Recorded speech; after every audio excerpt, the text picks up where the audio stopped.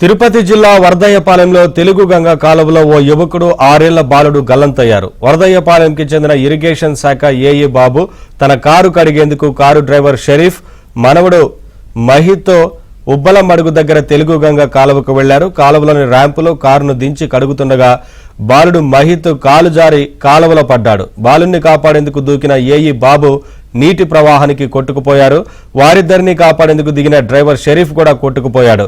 చెట్టు కొమ్మని పట్టుకుని ఉన్న ఏఈ బాబును గమనించిన మత్స్యకారులు ఆయన్ను సురక్షితంగా బయటకు లాగారు. ఈ ఘటనలో గల్లంతైన కారు డ్రైవర్ బాలుడి కోసం పోలీసులు అగ్నిమాపక సిబ్బంది గాలిస్తున్నారు.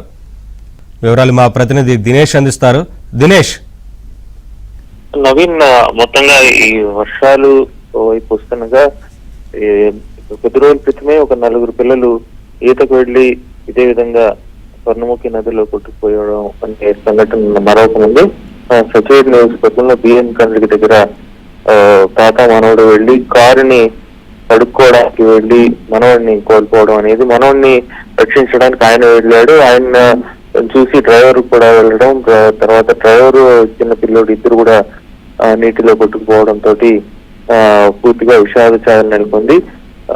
ఆ యొక్క తెలుగుకి సంబంధించినటువంటి మొత్తం అంతా కూడా వెల్లడి పడుతున్నారు.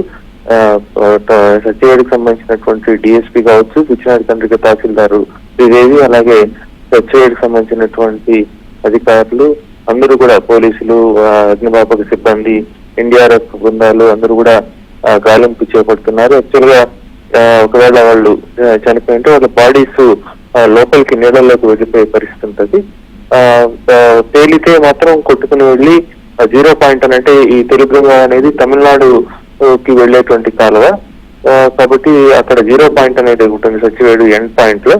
అక్కడ ఇనుప గేట్లు ఉన్నాయి, అక్కడికి కొట్టుకుని వచ్చే పరిస్థితి ఉంటుంది. అయితే ఇంకా బాడీస్ తేలినట్టు లేదనేటువంటి నిర్ధారణకు అధికారులు వచ్చారు. కాబట్టి ఇంకా లోపలే, కాలువ లోపలనే ఉంటుంది అని చెప్పి పూర్తిగా జేసీబీలు కావచ్చు, ఎక్కడెక్కడ కొండ కంచెలు ఇవన్నీ ఉన్నాయో అక్కడ ఏమన్నా తగులుకుంటుందని మధ్య మధ్యలో కూడా మొత్తం పూర్తిగా ఫారెస్ట్ ఏరియా అయినప్పటికీ కూడా అటువైపు ఉన్న ఒడ్డు వైపు వెళ్ళి పూర్తిగా ఎలాగైనా బాడీస్ ని తీయడానికి ప్రయత్నం చేస్తున్నారు. ట్రేస్ అవ్వట్లేదు. ఓవైపు వర్షం వస్తూ ఉంది, దీంతో కొంచెం కష్టం అవుతా ఉంది. అయినప్పటికీ కూడా ఎన్డీఆర్ టీమ్స్ అన్ని కూడా చాలా కష్టపడుతున్నాయి.